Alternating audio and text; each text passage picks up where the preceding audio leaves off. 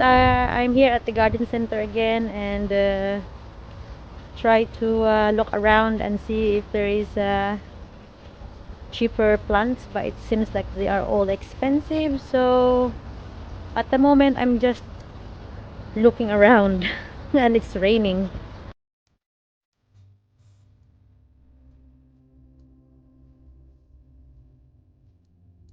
So yan guys, this is the Yanthus, also known as pinks.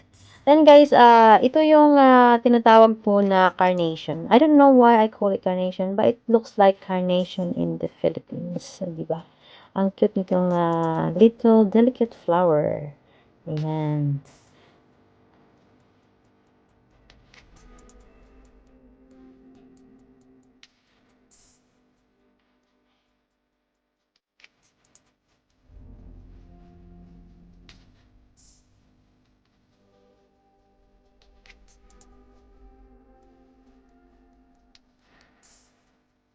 So, and guys, it's the Yanthus and it's 3.49 each per pot. So, ang mahal.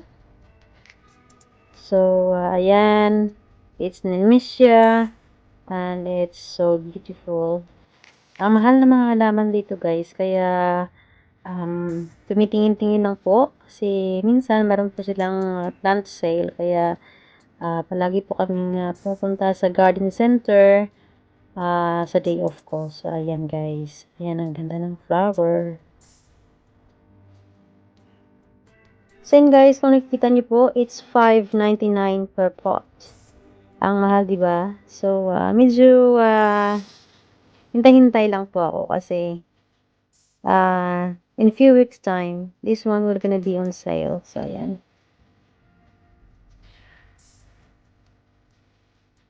So, ayan guys.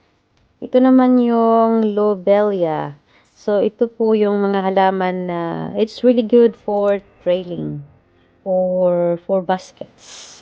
Ayan, maganda sila kasi iba-iba po yung kulay at saka mini-mixed up nila at nilagayan sa hanging basket.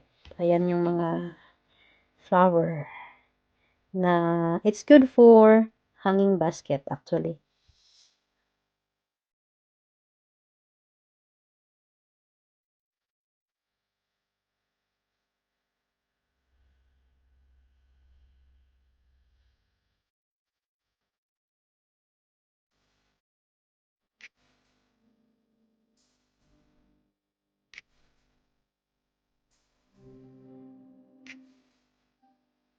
So, and guys, yung lily. Ayan, napakaganda po ng lily. Pero, ito naman po yung bulaklak na hindi po ako pwede dito dahil nga sa pollen. Palagi po ako nag-aating nito. It's because of the pollen. So, ayan, hindi po pwede yung lily sa akin. Ay, hindi po pwede akong bumili ng lilies. And of course, we have the dahlia. Ayan, marami po sa atin to yung dahlia. At saka, ito naman po yung gerbera, white and red. Meron pong red dito. Ayan. So, ayan yung red. Sa atin po, ang tawag natin dito is daisy. Pero dito, yung pangalan ay gerbera. Ayan. So, napakaganda talaga nito. Bulaklak na ito.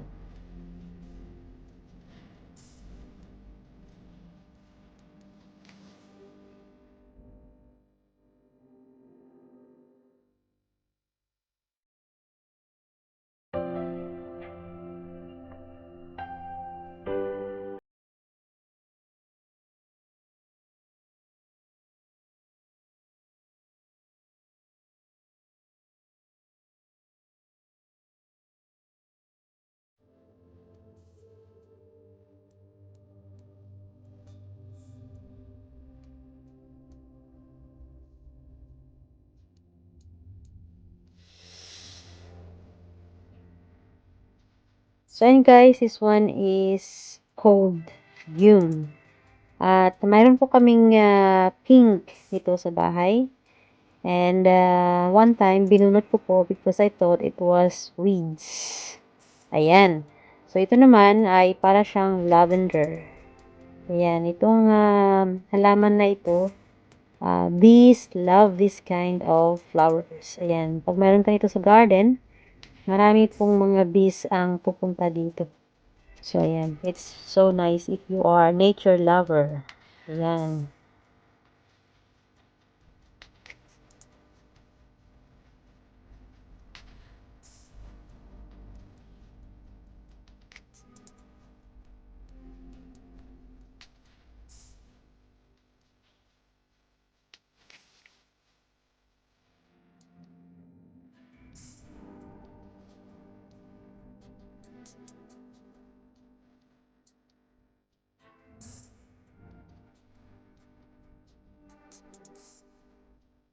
So, ito naman po yung hydrangea.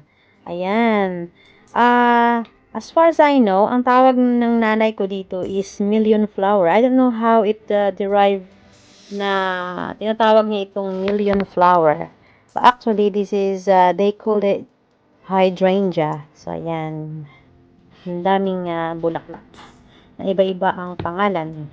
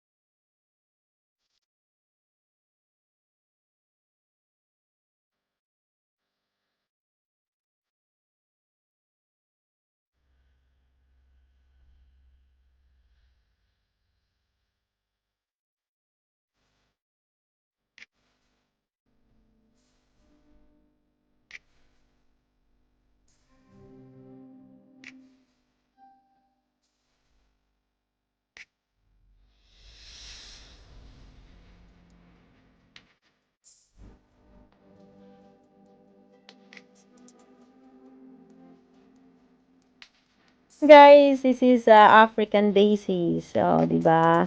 They are absolutely gorgeous. Ayan, iba-iba 'yan ang bulaklak niya. Meron pong pink nito at saka meron pong purple na African daisies.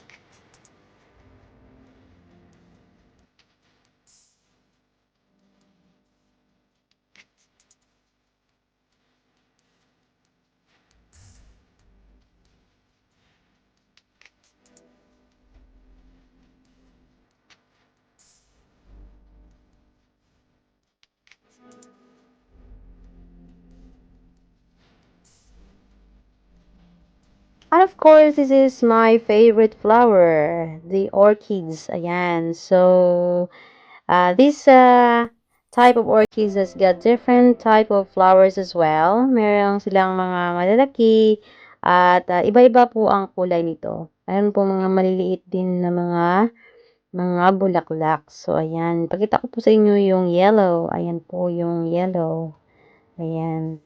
So, ang tawag ng nanay ko dito ay butterfly. But, ano siya guys, ang lalaki ng bulaklak. Hindi siya yung parang pareho sa atin na napakaliit. So, pagkita ko po sa inyo kung ano po yung pareho sa atin. Ayan, ayan siya yung maliit na puti. Yan yung normally, mayroon po ito sa bahay sa Pilipinas. So, yun yung ang alam ko na butterfly. And this one is the bromeliads. I think ito yung collection ng nanay ko. She got a different collection of bromeliads. So, yan. This one is pink and it's absolutely gorgeous. So, yan guys, ang tawag sa Ilonggo is badyang. Ito yung purple na badyang na kung ikaw ay naaswang, ito yung nilagay ng mga albularyo sa liig mo. Yung purple na badyang guys. Para daw malayo daw sa hindi ka daw pupuntahan ng aswang dahil may purple na badyang yung liig mo. So, yun dito, binibinta yan at it's too expensive. Sa amin, tumutubo lang ito sa aming bakuran. Kung sa, alam nyo na, sa mga gubat. At dito, binibinta ng mahal. But I'm not going to buy it. So, guys, thank you so much for watching and hope you enjoyed the video. Ayan.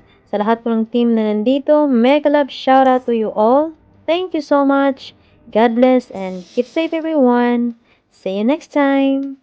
Bye-bye.